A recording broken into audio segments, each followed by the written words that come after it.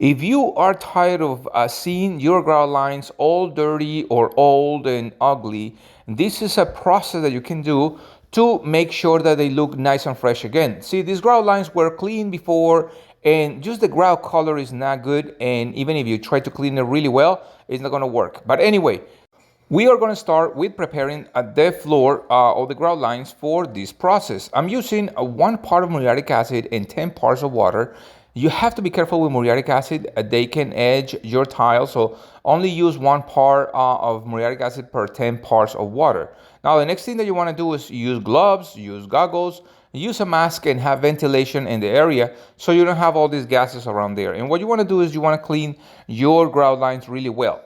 Our product is going to work really well if we clean the floors nicely, or the grout lines really nice. If you have a lot of dirt, if you have a lot of soap, if you have grease, it's not going to work. So you're going to lose a lot of, or you're going to waste time and waste the product. So you want to make sure that you clean that really well as much as possible.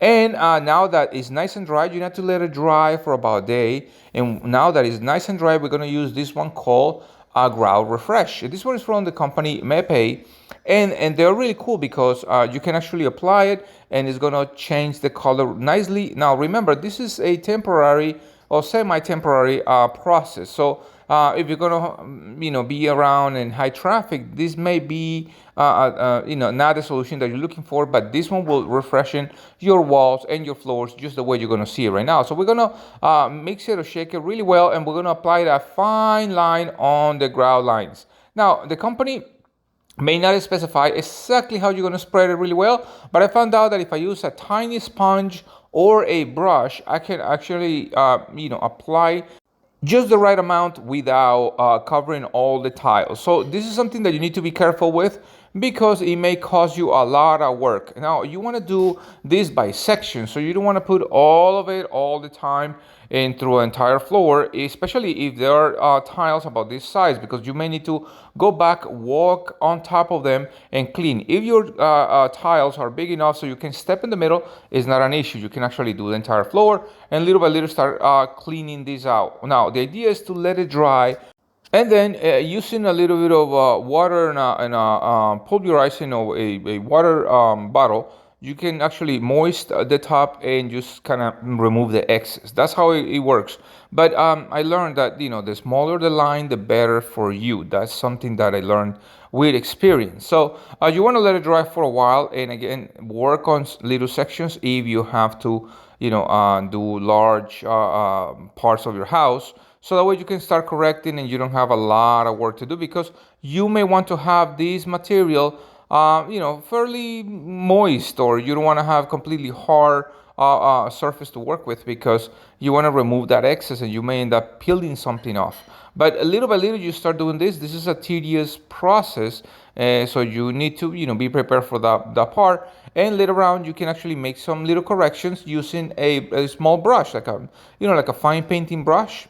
That's what I did over here, but look how nice they look like as you remove this out. These pieces of or the cloth that I'm using, the rags, are moist, so I can actually move it carefully.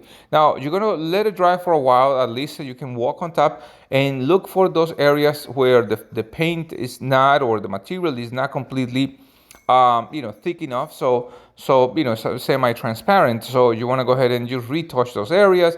Maybe you just kind of ripped a section completely off, and you want to go ahead and do those touch-ups with using a small brush. Here you can see that it's a little transparent. Maybe I didn't put enough.